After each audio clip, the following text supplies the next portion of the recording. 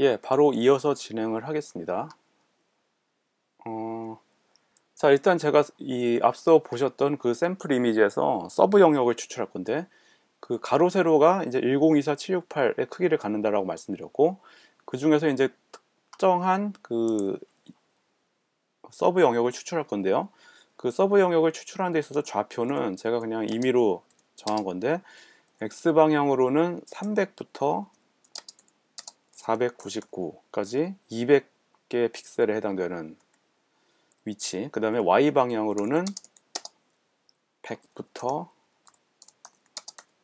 299까지 200. 그러니까 그 200 바이 200의 크기를 갖는 서브 영역을 추출하겠다, 이제 그런 얘기입니다. 그래서 아까 보셨던 샘플 이미지 상에서 이제 아마 왼쪽 아래 부분에 제가 잠시 보여드렸었죠. 그 부분에 해당되는 서브 영역. 이 값은 나중에 여러분들이 마음대로 바꾸셔서 해보셔도 될 것 같아요. 자, 이렇게 일단 그 서브 영역의 좌표를 먼저 정해놓고, 그 다음에 원래 이미지였던 IM의 크기 1024,768이라는 건 다 아는데, 뭐 그냥 여기서는 그 프로그램적으로 이제 좀 더 편리하게 하기 위해서 이와 같이 size라는 함수를 사용해서 그 dimension이라는 키워드를 주면은 x 방향의 크기인 1024, 그 다음에 y 방향의 크기인 768이란 두 값을 차례로 저장을 하게 됩니다. 그래서 이 값은 나중에 윈도우를 띄울 때 그대로 활용을 하면 돼요. 저는 지금 작업을 할 때 그 뉴그래픽스 체계에서 작업을 하겠습니다. 그래서 윈도우 함수를 사용할 건데 dimensions라는 키워드가 있죠. 그래서 여기다 바로 앞서 구했던 SG를 그대로 집어넣으면 이 크기의 이미지의 크기에 딱 맞는 그 윈도우를 띄우게 되고요. 이미지를 그 윈도우 상에 띄울 때 그 좌우 여백을 없애겠다라고 하는 의미에서 제가 마진이라는 속성을 이와 같이 주면은 그 위아래 좌우 여백 없이 어떤 그 표출 공간을 설정을 하게 됩니다. 그리고 바로 이어서 이미지라는 함수를 사용을 해서 이 IM을 바로 띄우게 되죠. 그리고 포지션은 제가 역시 0011로 해서 좌우 및 그 위아래 여백 없이 그대로 꽉 차게 이미지를 표출하겠다라고 하는 그런 의미가 됩니다. 그래서 이렇게까지 하고 결과를 한번 볼까요? 중간에. 자, 결과를 보시면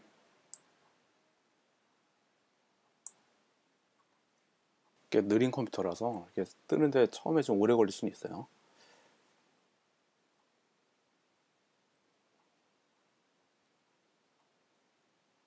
자, 그러면은 지금 보시는 그림과 같이 이렇게 이미지가 윈도우 크기도 지금 1024,768 크기에 딱 맞게 뜬 거고, 이미지 자체도 그 크기에 맞게 이 윈도우 상에 꽉 차게 표시가 된 겁니다. 그래서 아까 말씀드렸던 서브 영역의 좌표는 한 이 정도 되는데, 이 서브 영역이 실제로 정확히 어느 정도 위치에서 어떤 크기를 갖는가를 한번 보기 위해서 이 이미지상에 제가 그 서브 영역의 크기를 보여주기 위한 그 보조 적인 역할을 하기 위해서 폴리곤, 사각형을 여기다 추가로 그리려고 합니다. 그래서 이것도 원래 그 오브젝트 그래픽 체계에서는 되게 복잡한데 그 지금 뉴 그래픽스 체계에서는 비교적 쉽게 폴리곤이라는 그 개체를 하나 제가 넣으려고 하고, 폴리곤이라는 함수를 사용하면 돼요. 그리고 폴리곤이니까는 꼭지점들이 있겠죠. 사각형이니까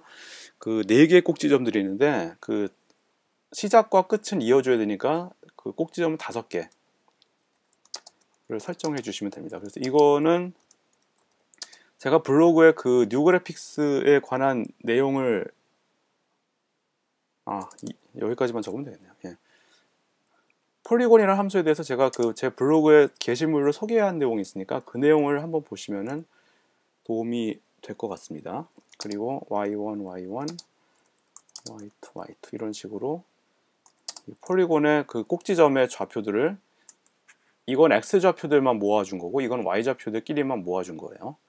그러니까 쌍으로는 x1, y1, x2y1, x2y2, x1y2 이렇게 이어지는 이런 꼭지점들로 구성된 폴리곤이다 하는 의미가 될 거고, 컬러는 제가 노란색으로 하겠습니다. 옐로우. 그 다음에 필 백그라운드라는 속성을 제가 쓰는데, 이거는 이게 폴리곤으로 뭔가 그리게 되면 기본적으로 내부를 하얀색으로 채우게 되거든요. 그래서 그 채우는 걸 하지 말라라고 하는 의미에서 이렇게 0으로 속성을 준 거고, 그 다음에 선을 그을 때 좀 두껍게 하라는 의미에서 띡, 그 다음에 좌표계는 데이터 좌표계, 그 다음에 지금 윈도우에 그대로 표출하라 라고 하는 의미로 제가 이렇게 준 거고요.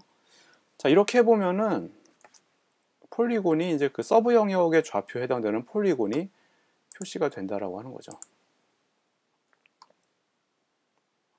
자, 이런 식으로 이렇게 되면 이제 내가 그 추출하고자 하는 서브 영역이 어느 위치에 있는가를 갖다가 보실 수가 있다라고 하는 겁니다. 그래서 이와 같은 방법도 쓰시면은 구체적으로 내가 추출하고자 하는 서브 영역의 위치가 어디다라고 하는 거를 바로 알 수가 있다라고 하는 거죠. 자, 그러면은 서브 영역을 이제 그 좌표까지 다 했으니까 서브 영역을 이제 추출해서 그거를 콘그리드 함수를 써가지고 확대를 해보겠습니다. 먼저 확대를 이제 두 가지 기법을 써서 확대를 해볼 거니까는 첫 번째 기법은 nearest neighbor sampling 기법을 쓸 거고요. 확대하고자 하는 서브 영역은 원래 이미지에서 x1, x2, 그 다음에 y1부터 y2 이와 같은 영역이 되겠죠. 이 영역을 확대를 하는데 200x 200이었죠. 서브 영역의 크기가. 근데 지금 저는 이제 600x 600으로 확대를 해보겠습니다. 그리고 그 외에는 아무런 키워드를 쓰지 않는데, 이렇게 되면은 기본 설정은 nearest neighbor sampling 기법을 사용해서 확대를 해주게 됩니다. 그리고 확대된 이미지는 새로운 윈도우에 띄우라는 의미에서 제가 새로운 윈도우를 하나 띄워줄 거고요. 그 크기는 확대된 이미지의 크기에 맞도록 띄우겠다라고 하는 거고, 마진은 역시 제가 주지 않겠습니다. 자, 이렇게 하면은 새로운 윈도우가 뜨고요. 새로운 윈도우 상에 또 새롭게 이미지를 띄워야 되니까 이미지 함수 써가지고 이번에 확대된 이미지를 im1 포지션 역시 여백 주지 않기 위해서 그대로 써주고요. 그 다음에 current를 해줘야 win1이라고 제가 새로 띄웠던 이 윈도우에 이미지가 표출이 되죠. 그리고 이왕 하는 거 그 캡션도 좀 넣어보죠. 그래서 string이라고 str1이라고 하는 변수 그 개체를 하나 넣게 되는데 텍스트라는 함수를 쓰게 됩니다. 그래서 텍스트라는 함수를 써서 왼쪽 하단에 그 지금 사용된 기법을 그대로 이제 적어주겠다라고 하는 거죠. nearest neighbor sampling 이라고 써주겠다라고 하는 거죠. 그리고 텍스트의 색상은 어차피 까만 바탕이 되니까 조금 밝은 색 중에 사이안이라고 하는 색깔이 있어요. 요거를 써주게 되고, 좌표는 제가 0.05, 0.05 줬던 게 그 노멀라이즈 기반의 좌표이기 때문에 이렇게 줬습니다. 자, 그럼 이렇게 해주면은 nearest neighbor sampling 기법을 사용해서 확대된 서브 영역의 모습을 우리가 볼 수 있습니다.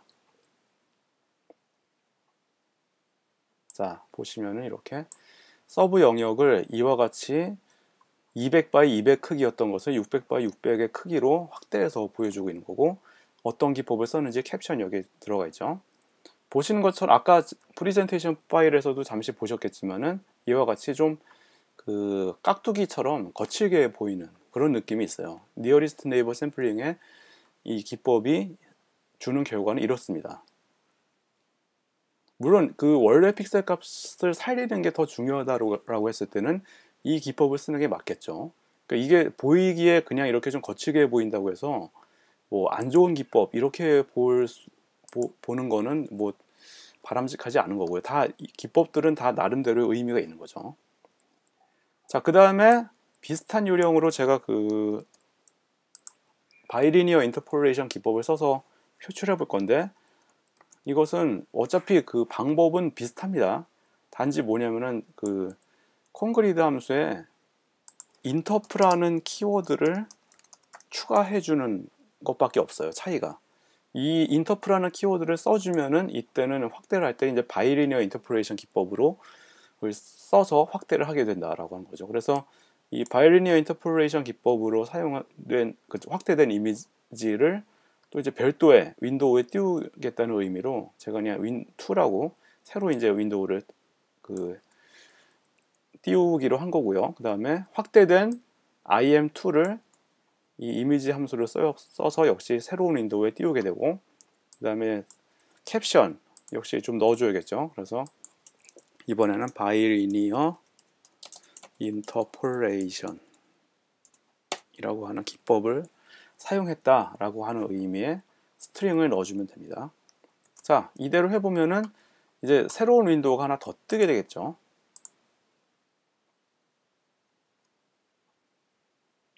자, 그래서 그 nearest neighbor sampling 기법으로 한 결과와 바이리니어 인터폴레이션으로 한 결과 두 개가 나란히 이렇게 뜨게 됩니다. 그래서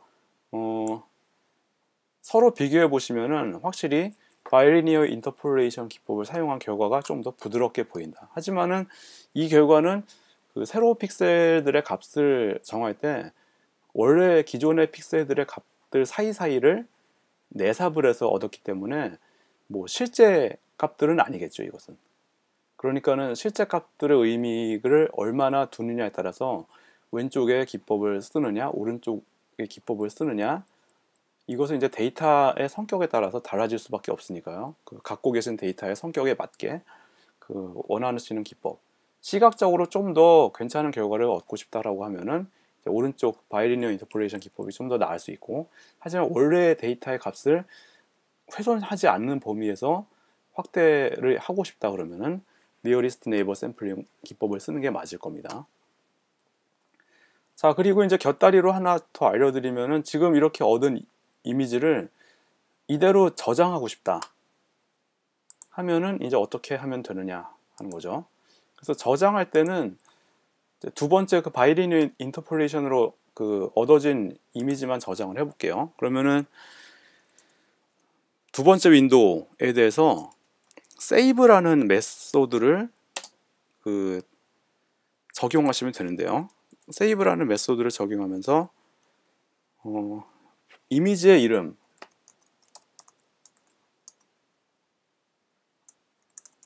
enlarged image 확장자도 여러분께서 정하시면 돼요. 뭐 JPEG도 좋고 GIF도 좋고 PNG도 좋고, 저는 이제 PNG로 해보겠습니다.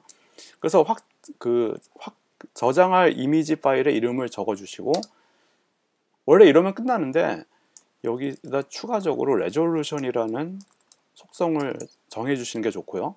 이렇게. 왜냐하면 만약에 이거를 하지 않고 영상을 파일을 저장하게 되면은 원래 이 레졸루션 기본 설정이 300인데 그렇게 되면은 영상 파일의 크기가 원래 이 600x 600보다 훨씬 커지게 돼요. 그런 좀 단점 아닌 단점이 있어서 이 레졸루션이란 값을 96으로 해주면은 원래 윈도우의 크기인 600x 600 크기 그대로 이미지가 생성이 된다 라고 하는 것만 참고적으로 알아두시면 될 것 같습니다. 자, 이렇게 해서 다시 한번 실행을 해보면은, 자, 이제 결과는 이렇게 나왔고, 자, 그러면은 저장된 이미지가 제대로 나왔나 확인해 보시면은 지금 워킹 디렉토리 안에 저장이 돼 있습니다. 그래서 저장된 이미지는 enlarged.image라고 하는 건데요. 예, 제가 지금 저장을 해놨는데 이와 같이 이제 저장이 돼 있다라고 하는 거죠. 예, 그래서 이거는 원래 이미지였고 확대된 이미지도 이와 같이 저장이 잘 됐다라고 하는 거를 보실 수 있습니다. 예, 오늘은 그 이미지의 확대하는 방법에 대해서 설명드렸고요. 자, 시간 관계상 여기서 마쳐야 되겠네요. 예, 들어주셔서 감사합니다.